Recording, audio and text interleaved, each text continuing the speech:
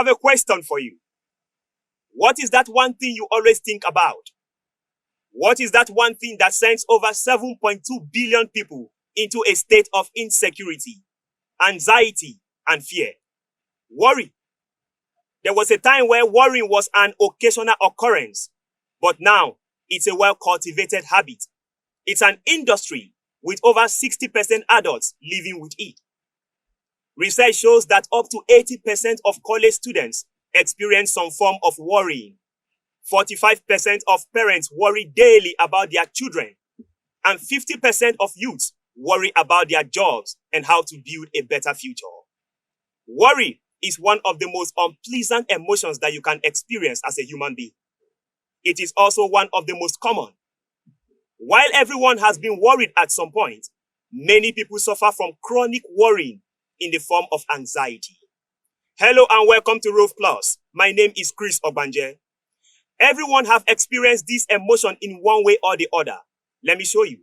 In the last 3 years alone, over 3.4 million people took an online course on the human emotion.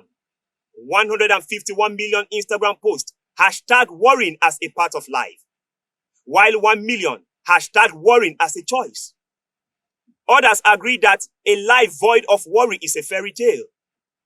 Charlie Anderson spoke about the 85 rule of worry. He said, worry is like a good rocking chair.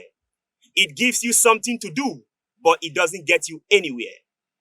He went further to say 85% of what we worry about never happens.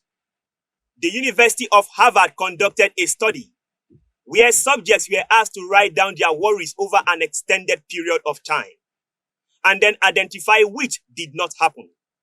It turns out that 85% of what subjects worried about never happened. And with the 15% that did happen, 79% of subjects discovered that either they could handle the difficulty better than expected, or the difficulty taught them an important lesson worth learning.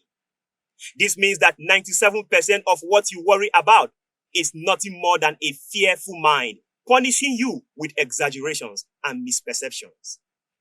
Our mind is a tremendous gift. It remembers vividly every experience, and this can be transformed into a phenomenal imagination. But if you lose control over your imagination as to what is future, what is present, and what is past, your mind will become your greatest enemy. In a study conducted by Sadhguru, he found that most human beings are not suffering life. They are suffering their memory and their imagination. What happened 10 years ago, they still suffer for it. What will happen tomorrow, they are already suffering for it. It was John Lubbock who said, a day of worry is more exhausting than a day of work. Worry and depression are among the most common mental disorders worldwide. Together, they account for over 50% of global disease burden. A wise man said, when you connect to your future, you get anxious. When you connect to your past, you will be worried. The path to happiness is to connect with now. The association between worry and mortality is now well established.